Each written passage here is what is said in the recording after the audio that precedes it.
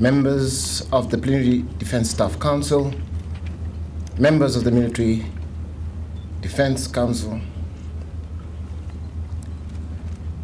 Air Chiefs present here today, former chiefs of the South African Air Force, the representatives of Air Chiefs from overseas, commissioners, generals, members from the military veterans, the OC of the Air Force Base, Makado. This is not another air power capability demo. This is an exclusive and intimate gathering with our international air chiefs, and their presence here is priceless. I thank you for joining us here today.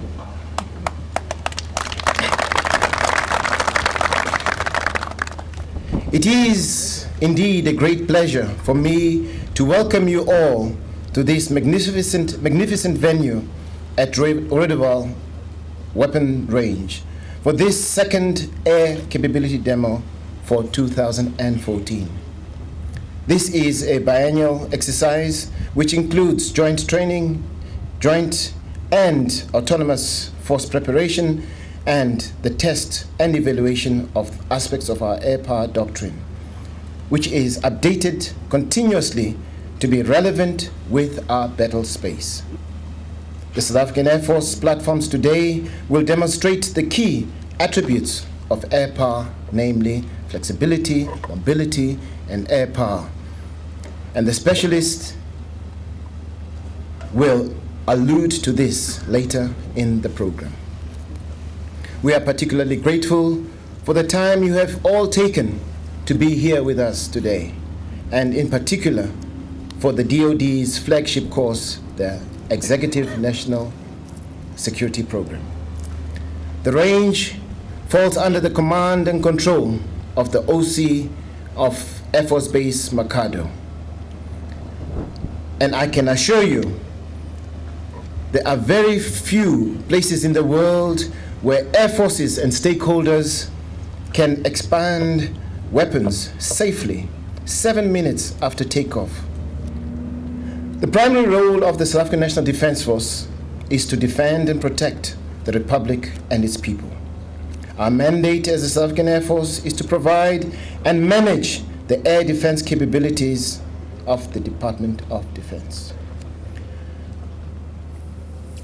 For the benefit of our learners here today, I would like to share with you our definition of air power, and it reads as follows. Air and space power is the nation's capacity to project through the medium of air or aerospace in the employment of all its aviation resources, civil and military, private and public, in support of national interests. So, guided by our Air Force mandate, we will keep our Air Force relevant, fast, flexible, versatile, effective, and efficient. We will keep faith with our airmen, military families, and with our beloved country. For ours is to serve with discipline, dignity, professionalism, and patriotism. The South African National Defense Force has embraced the national priority of ensuring SADC's unity and cohesion. The SNDF will continue to play a collaborative and constructive role in our sub-region forums such as the Interstate Defense and Security Committees, and ensure an enduring focus on the establishment of the African Standby Force, and by extension, the SADC Standby Force. While we forge ahead with the African Standby Force, we will equally be steadfast in seeking innovative mechanisms such as the African capacity for immediate response to crisis as an interim instrument for our continent to intervene when the need arises. As you are aware, the SNDF has successfully operationalized the deployment of the pride of the South African Air Force and our nation, the Rooivalk attack helicopter, to the DRC. This platform is also a demonstration of what is possible if we work together. And by together, I mean the SNDF and the South African defense industry.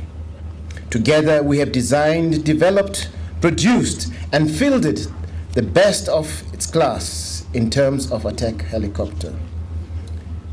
As the South African Air Force, we are committed to making sure that we support the South African defense industry and work with them as partners of choice in meeting our requirements.